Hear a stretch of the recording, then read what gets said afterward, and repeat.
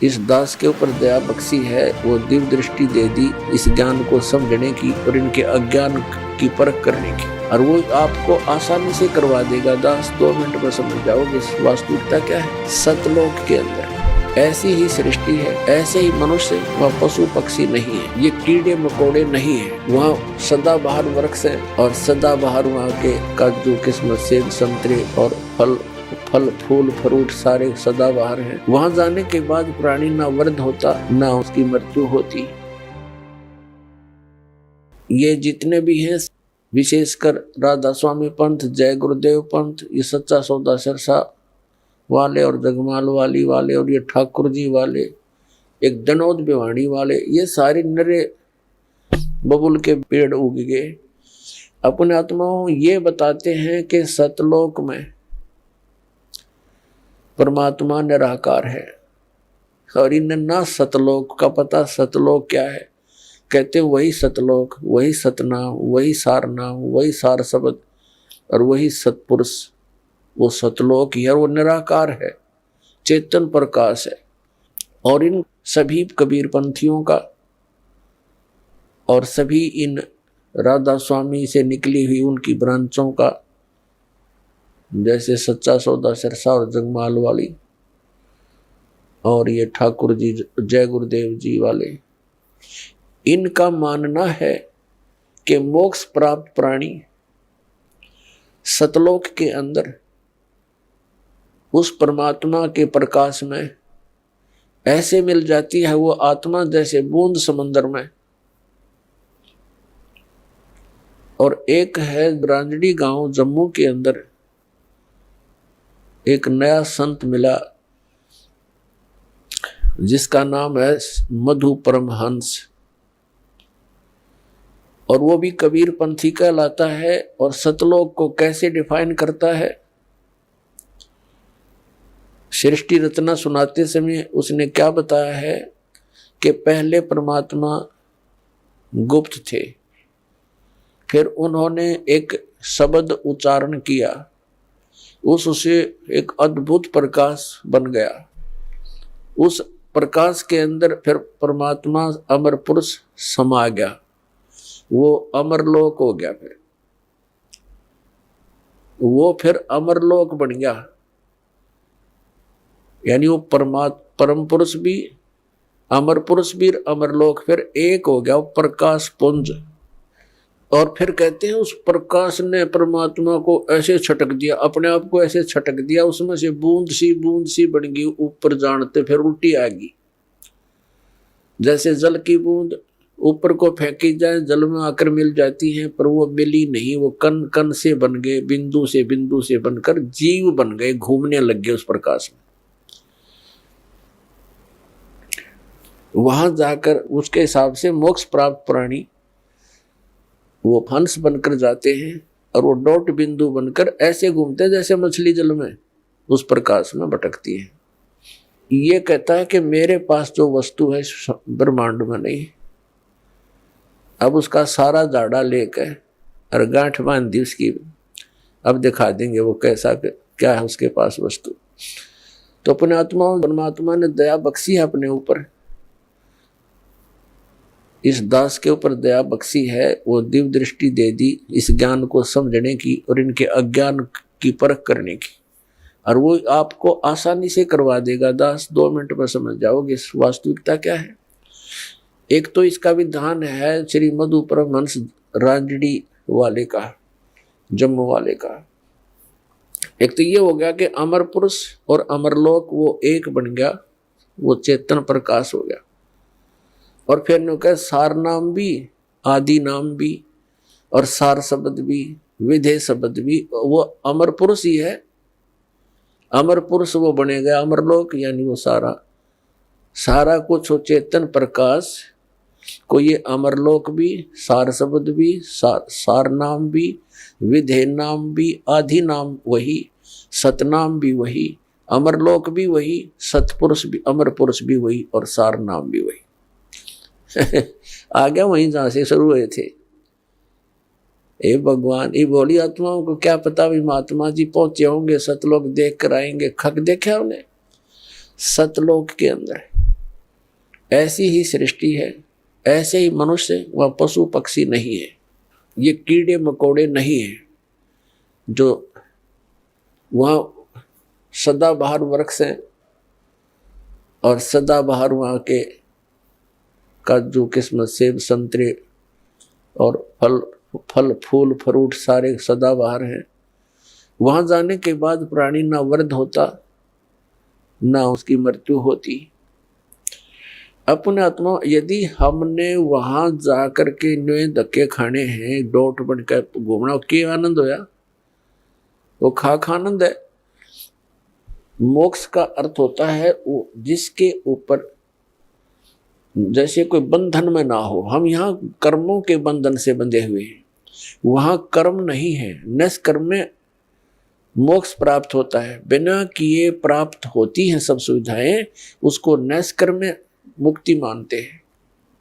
तो वहां जाने के बाद देखो, आप देखते हैं प्रत्येक व्यक्ति चाहता है काम थोड़ा करूं, ना करूं तो घना बढ़िया और सुविधा सारी हो। तो ये हमने कहा, यह आभास कहां से हुआ? क्योंकि हम ऐसे स्थान पर रहते थे, वहां हमने काम तो करना ही नहीं पड़ा था, सुविधा नरी थी, आगे पड़ी रही थी।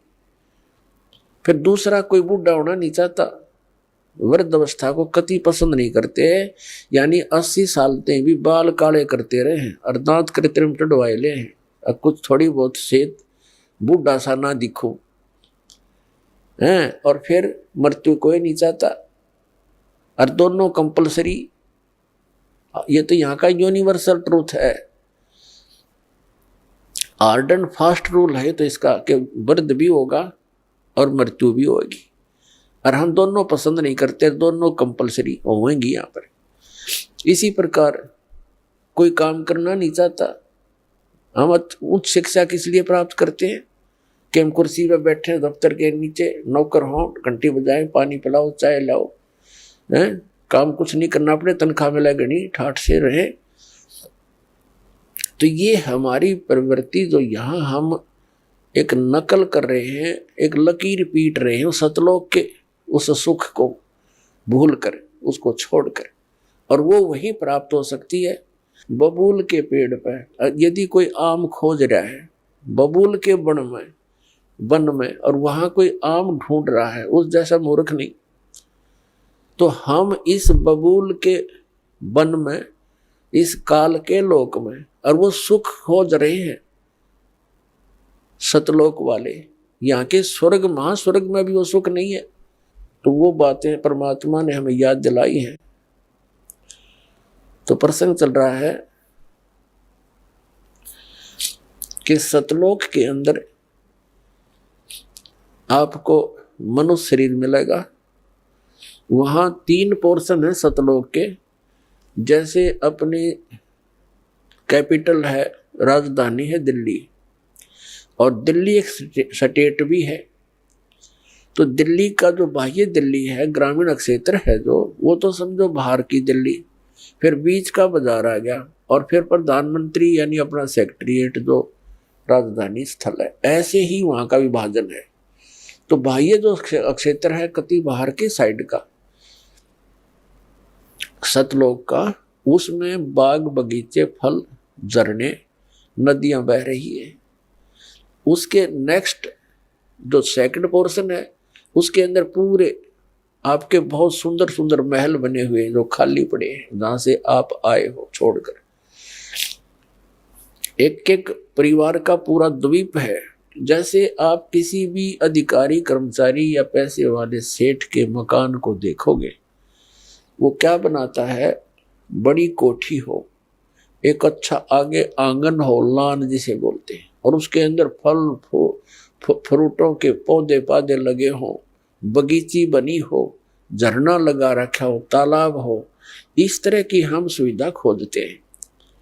और हम पिकनिक मनाने जाते हैं, पहाड़ देखने आ जाते हैं, बड़े बड़े सुंदर स्थान, झरने देखने जाते हैं। ये हमारा स्वभाव वहां से बना हुआ है।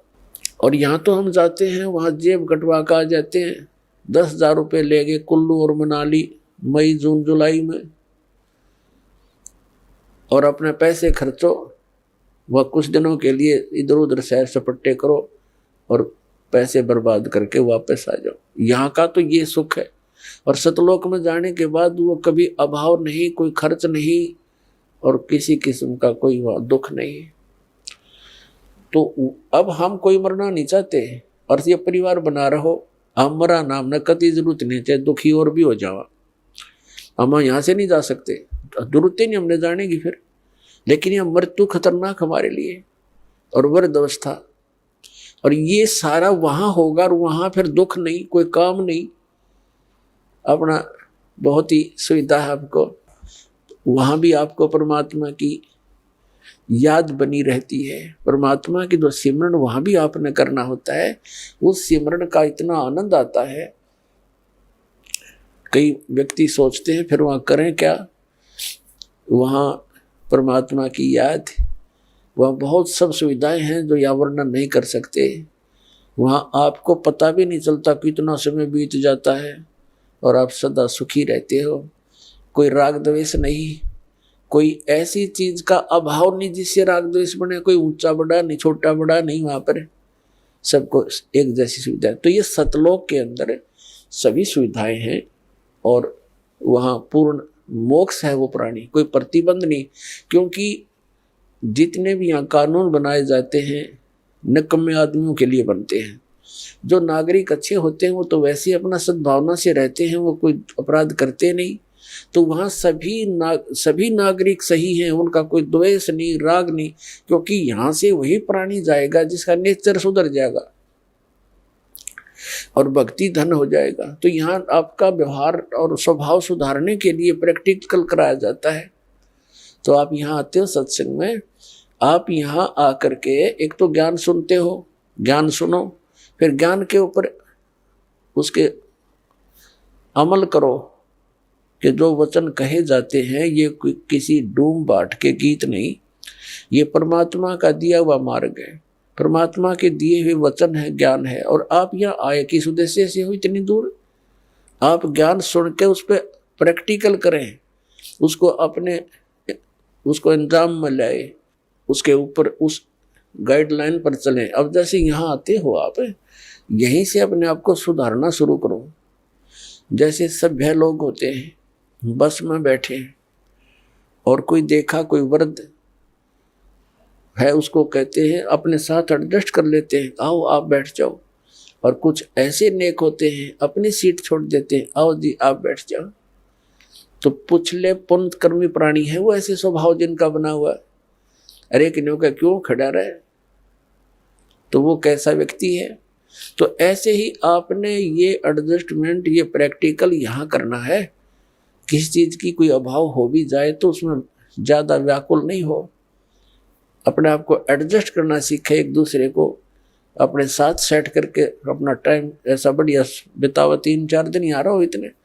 तो इसी प्रकार हम यहाँ उन्हीं को वहां जाएगा जिसका स्वभाव भी बदलेगा और आपका अंदर अभिमान कम हो जाएगा। अभिमानी प्राणी वहां नहीं जा सकता। तो यहाँ से आपको बिल्कुल सुधार के और भक्ति से परिपूर्ण करके तो वहां भेजा जाएगा।